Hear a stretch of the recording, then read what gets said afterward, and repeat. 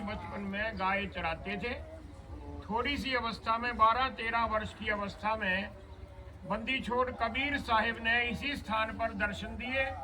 गरीबदास जी महाराज जी को बोध कराया, ज्ञान दिया, नाम दिया और उसी दिन से गरीबदास महाराज जी की अमृतमयी वाणी का उच्चारण होना शुरू हो गया। वैसे तो सतगुरु जी छोटी अवस्था में कुछ न कुछ दिव्य वाणी बोलते थे, लेकिन जिस दिन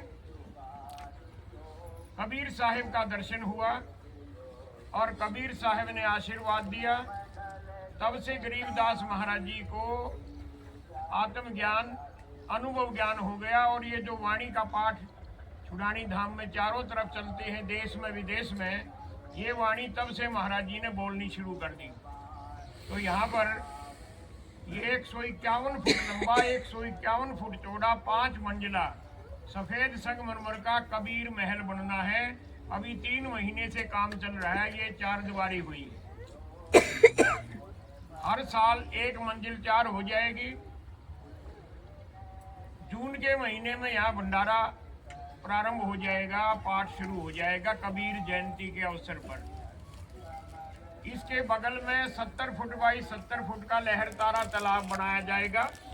51 कमरे बनेंगे संतों के लिए। कोई संत कितने ही दिन रहे, भोजन दोनों तीनों समय का भोजन, जलपान, नाश्ता संतों को स्वतंत्र रूप से रहने के लिए, भजन करने के लिए जगह बन जाएगी। मंदिर में तो भीड़ रहती है। यहाँ पर ये संत निवास कबीर साहिब के नाम पे 51 कमरे बनाए जाएंगे। आगे बरांडा, पीछे बरांडा, एयर कंडीशनड कमरे होंगे। कोई संत कितने ही दिन रुके उनको भोजन मिलेगा।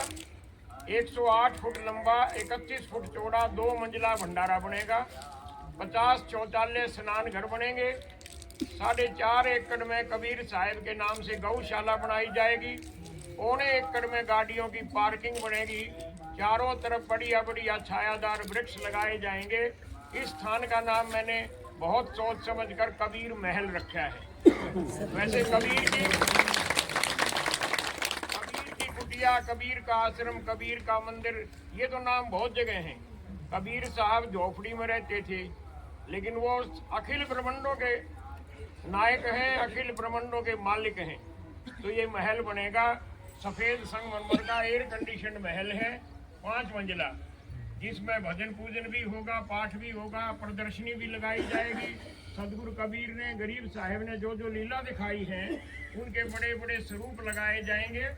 और 5वीं मंजिल पे 18 फुट ऊंची सदगुरु कबीर साहिब की सफेद मूर्ति लगेगी। 11 फुट की गरीबदास साहिब की मूर्ति और 6 फुट की एक गाय की बछिया की मूर्ति लगेगी।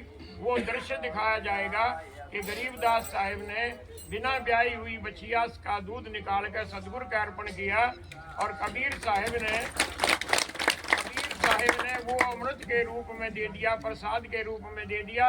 गरीबदास साहिब जो है, उन्होंने उसको पान कर लिया, पी लिया, उनकी समाधि लग गई। चारों तरफ शोर मच गया कि बलराम का लड़का, बलराम का छोरा गरीब जो है, गरीबा, वो मर गया है या बेहोश हो गया है। सारा गांव भाग का आया। आधा घंटा, पौना घंटा चारों तरफ लोग खड़े हो गए। फिर महाराज जी लेटे हुए थे समाधि में, उनके पैर का अंगूठा हिला और कहने लगे, जय बंदी छोड़ सत साहिब, जय बंदी छोड़ सत साहिब, जय बंदी छोड़ सत साहिब। उस दिन से वाणी का उच्चारण शुरू कर दिया। तो ये वो पवित्र स्थान है। कई साल की खोज के बाद पता लगा भी कौन सा खेत है जहाँ पर गरीब साहिब गाय चराते थे। तो ये हमारी परम पूजनीय माता जी की आज्ञा हुई, उनसे आज्ञा ली। कुछ साल जमीन को लेने में भी हमें लग गए, क्योंकि भाईचारे में जमीन थी, कईयों की जमीन थी। फिर ये गद्दी के नाम ये जमीन होगी है और यहाँ पर फिर निर्माण शुरू हुआ ताकि कल को कोई विवाद ना हो। इसके चारों तरफ सतगुरु कबीर का ही जयकारा लगता रहेगा। गरीबदास साहिब के ऊपर उन्होंने कृपा करी। तो ये कार्य जो है 13 तारीख को, 12 तारीख को यहाँ पर पिलरों के खड्डे बनाकर काम शुरू हो जाएगा। 4 दीवारी पूरी होगी है और अन्य निर्माण कार्य भी 12 तारीख से शुरू हो जाएंगे। और कबीर जयंती पर जून के महीने में 11 तारीख 9, 10, 11 जून, उसमें यहाँ बड़ा भंडारा रहेगा।